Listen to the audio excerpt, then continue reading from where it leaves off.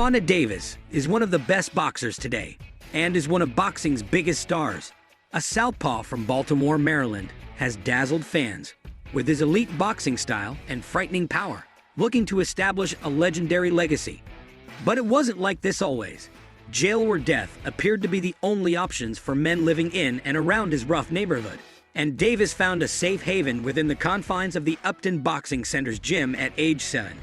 He was introduced to Calvin Ford, who would eventually become Davis' longtime coach. Davis claims that boxing has saved his life and that he's the top dog, and I don't think he's wrong. The Tank Davis hit fresh off devastating display. His road to the top is already littered with victims of all descriptions.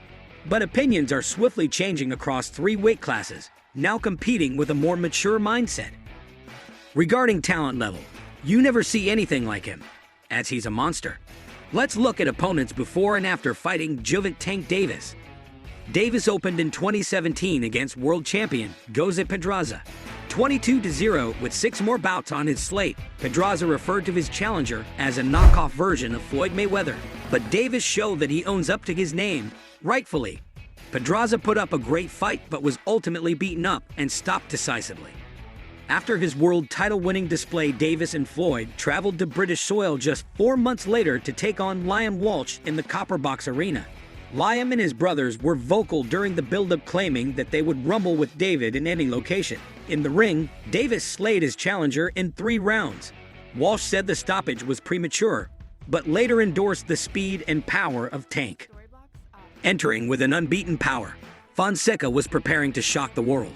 The knockout came in controversial circumstances, as Fonseca was hit behind the head and counted out in the 8th. Fonseca later went into battle with Ryan Garcia, crediting the ability and experience gained against Tank as his fuel. After dismissing Fonseca, Davis engaged in a war of words with division rival Tevin Farmer. Despite the back-and-forth beef, the showdown never came to fruition.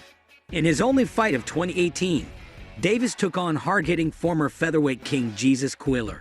Doubts about Gervonta's concentration and discipline outside the ring were raised, and Cuellar was posed to take full advantage of the chaos. But Davis said that a focused Tank is a dangerous Tank.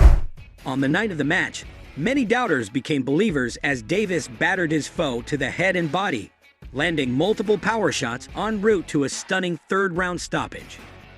Davis said it was time for him to move out of Baltimore and open up a new camp, so he focused and became a champion again. In early 2019, Tank was ready to battle the energetic Abner Mars, seeking redemption after 2 losses to the excellent Leo Santa Cruz. Mars vowed to fight fire with fire and KO Davis. But a career-threatening eye injury forced Mars out, and Hugo Ruiz jumped in at short notice. Despite his physical advantages and imposing aggressive style, Ruiz was blasted in a round and later claimed that in 16 years and 44 fights as a pro, he had never felt power like that. Returning to Baltimore, Davis was determined to put on a show for his hometown, while Venom, his opponent, confidently stated that he was ready to knock Tank out in front of his fans. But talk is cheap, and he exited the stage after a 2nd round. The arena roared as Davis faced one of the biggest threats of his career. Eager to end 2019 on a high, Davis had the chance to add another recognizable name to his register of victories. Yuriorkis Gamboa from Cuba was fast and slippery, but Gamboa was behind on the cards when the referee called the time in the 12th round. Making his pay-per-view debut against a 4-weight title holder, the pressure was on Davis to put on a great show. Santa Cruz's championship experience and size advantage spelled dangerous. Davis stood and took some shots, but his 6th-round finishing left uppercut was a silent left uppercut. Cruz was left prone in the corner, while Tank scored the 2020 knockout of the year. Moving up in weight to become a 3-weight champion was a risky move on Davis's part, especially against a big 140-pounder like Mario Barrios, who could punch hard and had yet to taste defeat.